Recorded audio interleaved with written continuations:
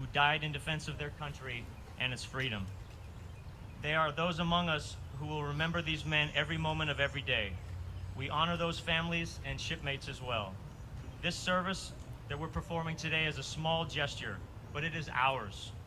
USS Stark was a Mayport-based ship, and we are the caretakers of her legacy. We will forever hold the honor of remembering the sailors who died, the sailors who saved that ship, and the families who hold their memories close to their hearts. Ladies and gentlemen, I would like to welcome Captain Robert Whitcop, Commander General of the Naval Order of the United States.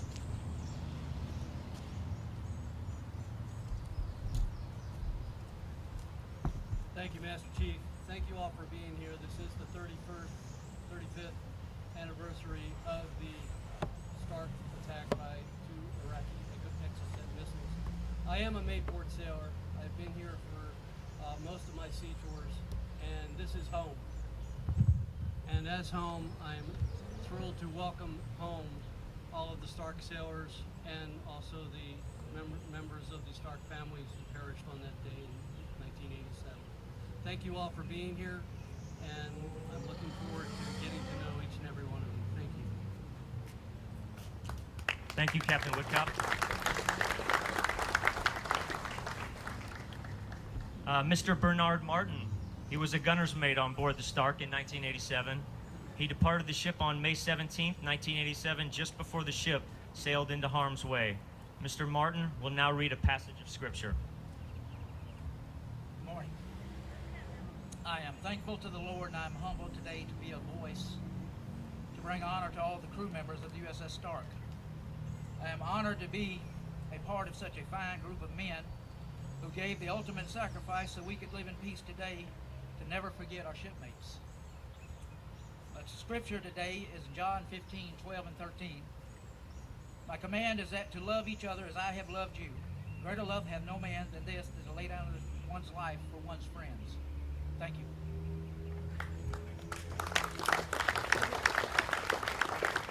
Thank you, Mr. Martin. We will now hear from the commanding officer of Naval Station Mayport, Captain Jason Canfield.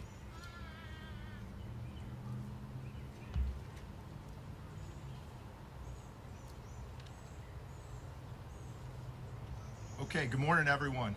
Thank you very much for coming out.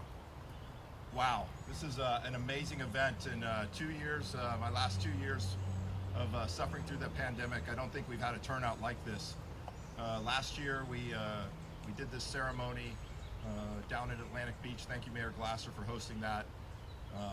But it continues to get better and better, and it's just a great turnout. What a beautiful day here in Mayport to pay tribute to the 37 sailors, shipmates that were lost 35 years ago to this day. And then, how do you follow Mr. Martin, who was, arguably closest to those members? And great to see you, sir. Thanks for coming out. And this has got to be tough for you, because you knew these sailors. They were your Navy family, and still are to this day. Admittedly, a tough act to follow, but I'll do my best to add some value and say some words to pay tribute to our fallen shipmates. First off, thanks to all of those who brought this together. The meaningful remembrance of the tragedy that happened 35 years ago today. Specifically, thank you, Captain Retired Pete Winecoop, the Naval Order, along with the Naval Station Mayport Color Guard and Honor Guard. Thank you to my amazing Command Master Chief. He's behind the podium over there, and just looking sharp as he always does. But there is a lot of effort that goes into bringing this together. It doesn't just happen, and the coordination, the legwork, the planning, he's really been behind it all. He doesn't want the credit, but I'll give him credit. So thanks, CMC. But most importantly, thank you to the families. Thank you to the survivors of the 37 shipmates that were lost on the 17th of May, 1987. I can't begin to imagine the pain, the suffering, the anguish that has been behind the last 35 years. As was mentioned, as a result of an errant missile that came off an Iraqi F-1, 2 Exocet missiles went into the hull of the Stark, and just a tragic event 35 years ago today. Some things just can't be undone. I can't begin to imagine the pain and the anguish that you all have went through. But know that Naval Station Mayport will continue to pray for your continued strength and healing. In our country, we do a wonderful job creating and building physical monuments. The Vietnam Wall, the 9/11 Memorial at the Pentagon, the Korean Memorial, the World War II Memorial, and even in our own city of Jacksonville, the Veterans Memorial Wall downtown. All symbols of our nation's desire to physically commemorate our fallen heroes. And indeed, on Naval Station Mayport, we have this park dedicated to the USS Stark. After the past 2 years of being restricted and not having events here, again, I am elated to have you all back in full attendance, and we want to continue to support that and keep you right here where you belong. As so often we hear, freedom has a price and each generation pays its due. 35 years ago today, the sons of America on board the USS Stark and their families paid that price. From Naval Station Mayport, we are forever grateful. We remember. Thank you.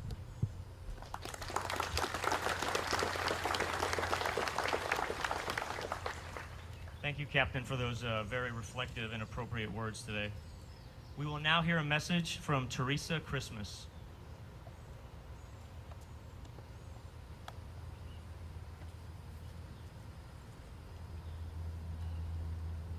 Happy shade, happy sun, happy day. It's good to see this amazing outpouring. And you might notice in your pamphlet that my name was AMSAN Hamp when I was on the ship. And you wonder how I got there. I was a part of BC-6 out of Norfolk, and we had a detachment to set off drones on the Unitas in 1993. But what was different and history-making about this was I was integrated into the crew, which means I stood watch. And along with that, I got to tread the steel decks that were saved and rebuilt. And many of you don't know, there is a plaque on a wall in a passageway. All the names are there, right by the fire main. Right behind you is the berthing. And one night, late on watch, as I traversed the passageway, checking the lights, looking at the hatches, I stopped in front of the fire main and I read the names. And I bowed my head and I gave thanks for their service and I paid respect for their sacrifice. And as I see all your faces here, you have all given sacrifice and you've all given service. And what a great honor it is to be part of this family and to honor those 37 fallen that are part of my family and yours. Thank you.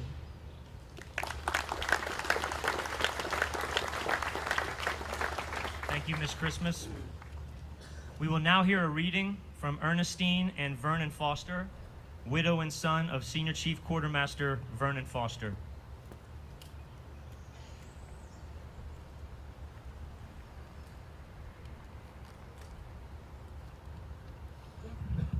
Good morning, everyone. It is so good to see everyone here, and it's just touch our heart every year that everyone come out and support the Stark and the memorial of those brave heroes that lost their life 35 years ago. I will read a scripture, 2 Timothy. Paul, it was his farewell speech to Timothy. He said in 2 Timothy 4, I fought a good fight. I finished my course.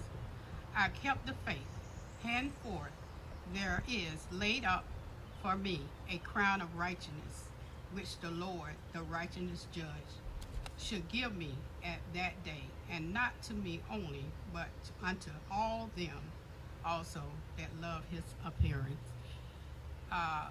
Those 37 brave heroes paid the ultimate sacrifice for our United States and the nation. They fought a good fight and they finished their course. They already received, all of them, a crown of righteousness. We must stay in the race and fight a good race and never give up, no matter what. And together we can make a difference.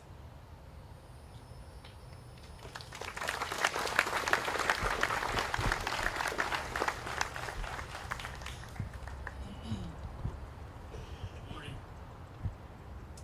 My name is Vernon Foster, Vernon Foster II, son of Quartermaster Senior Chief Vernon Foster first. And I want to ask you or leave you with a question today. The question is, what's possible together? As I look out into the audience today, I am reminded of what's possible together. Everything that you are witnessing in this very moment is possible because we are in this together. No man, no woman, no individual is an island, but surely if you look out into the world today, you have enough evidence to believe otherwise. And yet today, I am reminded of what's possible together because of our Stark family.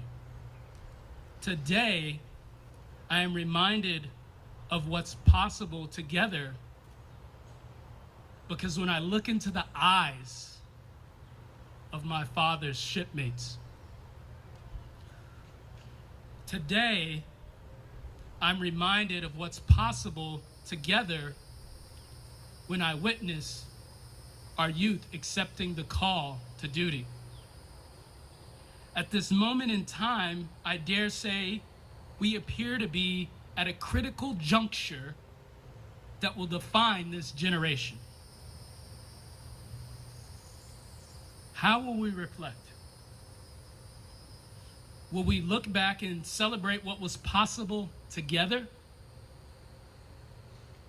Or will we reflect on our own self-centered aspirations? If there was ever a time when the world needed to see what's possible together, it's now.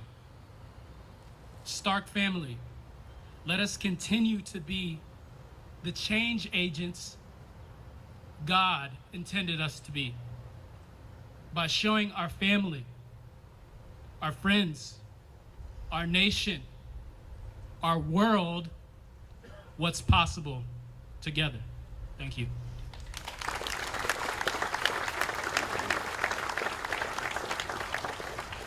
Thank you very much, Mr. and Mrs. Foster, for carrying on your late husband and father's legacy.